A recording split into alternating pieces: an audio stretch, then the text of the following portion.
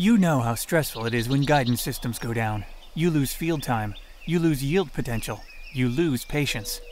Help is here. Raven Cruiser 2 RTK with Slingshot. Precision simplified. Learn more at ravensimple.com.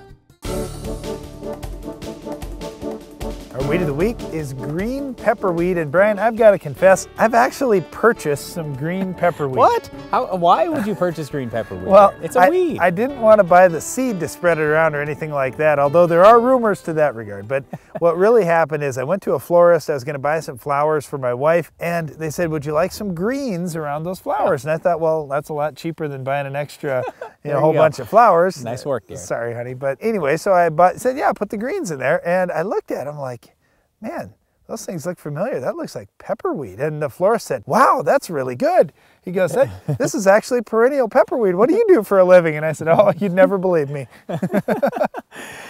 Okay, so we've already found one good use for pepperweed, but unfortunately, if it's out in your fields, you're probably not going to pick it for your wife and put it together with a whole bunch of flowers. So you want to get it under control. What are you going to do? Well, green pepperweed is one of those things that it's normally not this huge problem in our corn and soybean fields, but it does get to be an issue along tree belts and in ditches and areas where you're not doing tillage. And so with pepperweed, the important thing is you got to get after it early. Once it's established, it's got a big root system. And a woody stalk, and it gets tough to kill later on. We would suggest going with probably 3 shots of a strong rate of 2,4-D per year. Toradon would probably be okay, but you got to be careful where you're using that. Well, that's the big thing. If it's along trees, straight 2,4-D is probably your best bet, but you aren't going to have very good luck unless you get out there early. You don't want to see a huge established patch that's going to be tough to get down. It's going to take a few years. Well, once again, our weed of the week is green pepperweed. Get it under control on your farm. That's it for our weed of the week, but stay tuned. Iron Talk is coming up next.